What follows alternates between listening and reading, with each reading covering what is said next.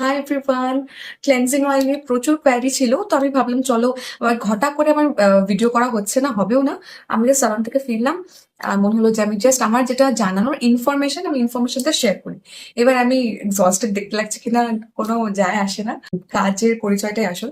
তো যাই হোক, এই হচ্ছে সেই সেন্টেলার যে ক্লেন্সিং অয়েল।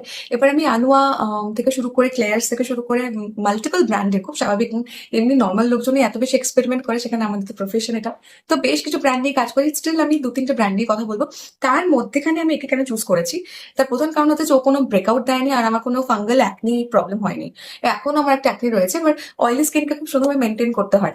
তো এই মেনটেন্যান্সের মাঝে কেউ মানে ইন্টারাপ্ট করলে তখন খুব সমস্যা হয়। তো সেই সুন্দর স্কিন লেয়ারিং এ ও পারফেক্টলি ফিট করেছে, এটা হচ্ছে প্রথম কারণ। সেকেন্ড বিশেষ কারণ হচ্ছে এটা ভীষণ লাইট ওয়েট, আনোয়ার থেকে অনেক লাইট ওয়েট, মানে সিরিয়াসলি ও ভীষণ লাইট ওয়েট একটা ক্লেন্সিং অয়েল, যেটা acne prawn, sensitive, hyper sensitive স্কিনের জন্য খুব ভালো। থার্ড সেটা হচ্ছে এর যে মেন মানে ফিচার সিন্টাল অ্যাসাইটিকা, ও কি করে ইনফ্লামেশনকে স্মুথ আউট করে। তো ওইটা একটা বড় পার্ট আমার জন্য, যে আমার স্কিন ব্যারিয়ার স্টিল ও মানে হেলদি ফিল করতে আমার কোনো রকম অসুবিধা বোধ করি। আরো সহজ বাংলায় বলতে গেলে নোয়ার কনসিস্টেন্সি অনেক বেশি থিকার সিন্টেলের থেকে। আর সিন্টেলের যেহেতু লাইট ওয়েট, তো আমরা অ্যাকনি প্রন স্কিন বা সেন্সিটিভ স্কিন, তো অবভিয়াসলি আমি সিন্টেলাই চুজ করব। আরেকটা বড় কারণ হচ্ছে ক্লোজ কমিডেন্স আর অ্যাকনির ফাঙ্গাল অ্যাকনি, যেটা তার টেন্ডেন্সি থাকলে আমি বলবো ফার্স্ট আপনাদের চুজ করা উচিত সেন্টেলারটা। আর এটা কিন্তু আমি আমার কথা বলছি, প্রত্যেকটা প্রোডাক্টের ফর্মুলেশন আলাদা, প্রত্যেকটা প্রোডাক্ট এক একজনের উপর এক এক রকম ভাবে কাজ করে। তো সবার আগে আমি বলবো যে আপনারা নিজেরা ট্রাই করুন, কার কোন ইনগ্রিডিয়েন্টটা অ্যালার্জি হতে পারে, কার কোন ফর্মুলেশনটা ভালো লেগে যেতে পারে, এটা আগে থেকে একেবারে প্রেডিক্ট করা যায় না। তো আমি নিজে এক্সপেরিমেন্ট করতে বারণ করি, বাট স্টিল আমি প্যাচ টেস্ট করে বলি যে শুরু করতে যে কোনো নতুন প্রোডাক্ট। আর একটা বড় বিষয় সেটা হচ্ছে যে কোনো অয়েল ক্লেন্সার ইউজ করার পরে ফোমিং ক্লেন্সার যা মাস্ট। আপনাকে সুন্দর করে ফোমিং ক্লেন্সার ইউজ করে যে অয়েল ক্লেন্সিং এর যে রেসিডিউ, সেটাকে কিন্তু ভালো করে ক্লিন করতে হবে। প্রত্যেক ডার্ট বা মেকআপ সেটাকেও সে ধুয়ে ফেলতে হেল্প করে। সেক্ষেত্রে ক্লেন্সার মানে ফোমিং cleanser at least 1 minute rule follow করতে হবে। আমি যেমনটা বলি 60 সেকেন্ড ওয়েট করে ভালো করে ইমালসিফাই করে আপনি ফেসটাকে ক্লিন করবেন। কারণ মানে একটা পার্ট মন দিয়ে করলাম, তার পরের পার্টটাও ইকুয়ালি ইম্পর্টেন্ট। তো ওটাকে মাথায় রাখতে হবে, ওটাকে ভুললে চলবে না।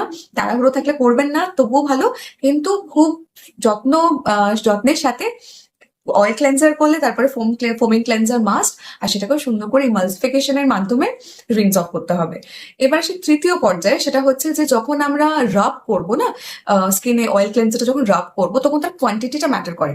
ওটা যদি 2 to 3 ড্রপস নিই, সেটা কি হবে না, ফ্রিকশন ক্রিয়েট করবে, তো স্কিন আরো বেশি লাল হয়ে যাবে, ইনফ্লামেশন গুলো বাড়বে। তো সেখানে প্রপারলি আপনাকে 1 পাম্প বা 1 to 2 পাম্প ইউজ করতে হবে, যাতে একটা লুব্রিকেন্টের কাজ করে, যাতে ফ্রিকশন অ্যাভয়েড করতে পারি আমরা।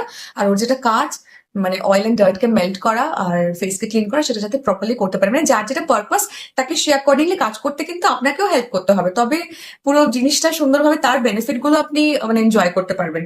তো ফার্স্ট গেল হচ্ছে ঠিকঠাক অয়েল ক্লেন্সার চুজ করা। সেকেন্ড ওয়ান হচ্ছে অয়েল ক্লেন্সারের কনসিস্টেন্সি, অয়েল ক্লেন্সারের ফর্মুলেশন, ওর ইনগ্রিডিয়েন্ট গুলোকে চেক করা। থার্ড হচ্ছে প্যাচ টেস্ট করে শুরু করা। ফোর্থ ওয়ান হচ্ছে প্রপার কোয়ান্টিটি নেওয়া। ফিফথ হচ্ছে আপনি একটু মানে হালকা ঈষদুষ্ণ গরম জল দিলে খুব ভালো হয়, আদারওয়াইজ নর্মাল জলও ওকে, মানে চলে যায়, রোজ সম্ভব না হলে। And six most important, ফোমিং cleanser দিয়ে ভালো করে অয়েল ক্লেন্সারটাকে সমেত আর যা যা রয়েছে সেটাকে সুন্দর করে ক্লিন করা। তো এই গেল হচ্ছে আজকে অয়েল ক্লেন্সার নিয়ে আমার যেটুকু বলার। এবার এই পুরো বিষয়টা আমার বলার, কিন্তু আমার মতামত কারোর সঙ্গে আমার নাই মিলতে পারে, আমি বুঝুং ভাজুং আমি গেলে করে পারি না দিতে। আমার যেটুকু মনে হয় ক্লিয়ার অ্যান্ড সিম্পল আমি সেভাবে বললাম। তারপরেও অনেক প্রশ্ন আসতে পারে মনে, আমাকে জানাবেন, আমি নিশ্চয়ই আমার সাধ্য মতো সময় মতো করে আমি রিপ্লাই করবো। সবাই ত্বকের যত্ন নিন, আমি আমার 30s এন্টার করে বুঝতে পারছি ডাবল ক্লেন্সার হচ্ছে ম্যাজিক্যাল। তো সকলে স্টার্ট করুন ডাবল ক্লেন্সিং। যা ডাউট আছে, কোয়ারি আছে, প্লিজ লেট মি নো, আমি নিশ্চয়ই জানিয়ে দেবো।